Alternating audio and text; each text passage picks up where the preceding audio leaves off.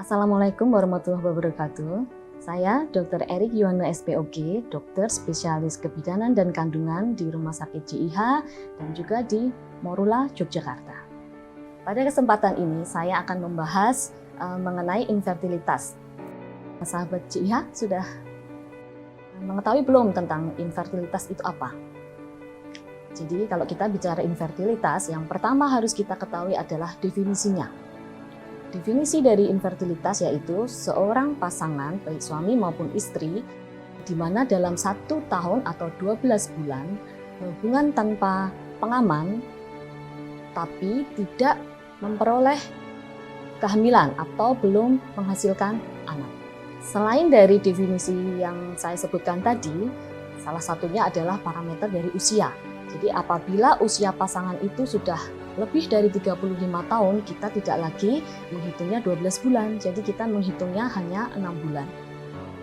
Jadi pada pasangan yang usianya lebih dari 35 tahun, kemudian 6 bulan belum pernah menghasilkan kehamilan atau belum bisa mendapatkan anak, berarti itu sudah masuk dalam kriteria dari infertilitas tersebut. Sahabat JIH, setelah kita mengetahui definisi dari infertilitas itu, berikutnya kita harus mengetahui penyebabnya. Jadi penyebab tidak hanya dari satu pihak, tapi harus kita ketahui dari kedua belah pihak, baik dari istri maupun dari suami.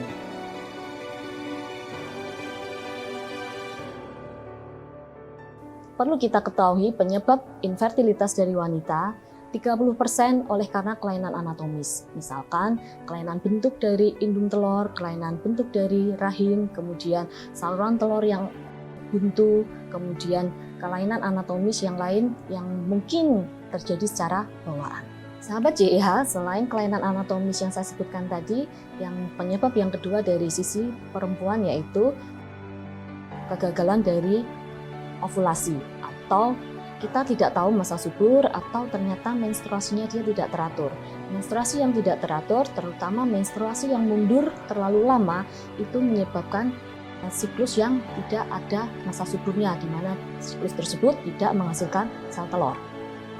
Kemudian penyebab yang lainnya yaitu penyakit metabolik yang bisa memicu terjadinya infertilitas, salah satunya adalah penyakit diabetes.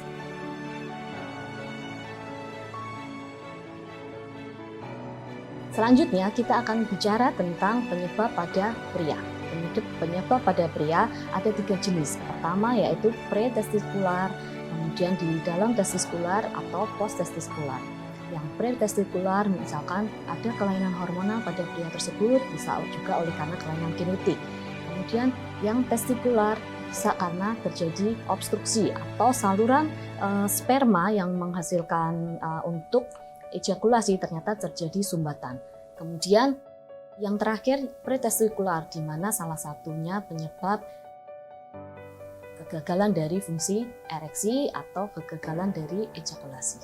Selanjutnya, setelah kita mengetahui kemungkinan penyebab dari masing-masing pasangan itu apa, yang harus kita lakukan adalah bagaimana kita mencari pertolongan terhadap kasus infertilitas, baik dari sisi wanita maupun dari sisi prianya. Yang pertama kali harus kita lakukan yaitu segeralah berkonsultasi dengan dokter spesialis kandungan Anda.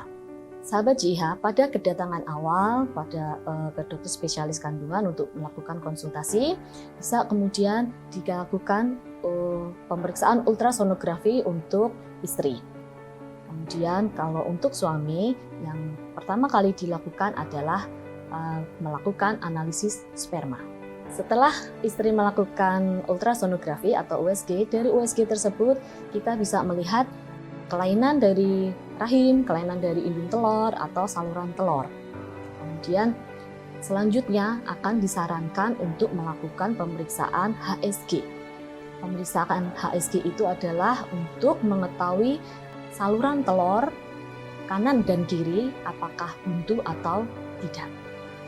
Sahabat JIH, dari hasil pemeriksaan awal tadi, yang pertama adalah USG untuk istri, kemudian HSG untuk istri, kemudian untuk suami, hasil dari analisis sperma nantinya akan kita simpulkan.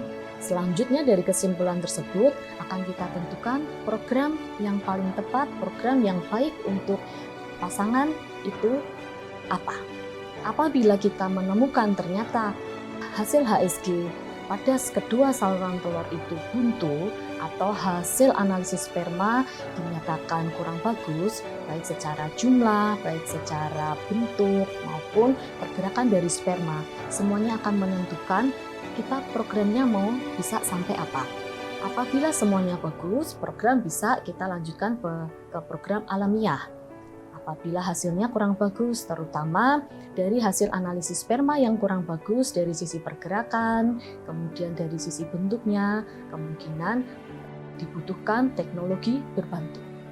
Saya kira untuk kesempatan ini pembahasan kita tentang infertilitas cukup.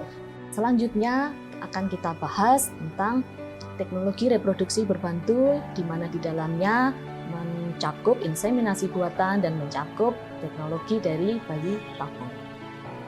Sekian dari saya, Dr. Erik Yuwana SPOG, pada kesempatan ini. Wassalamualaikum warahmatullahi wabarakatuh.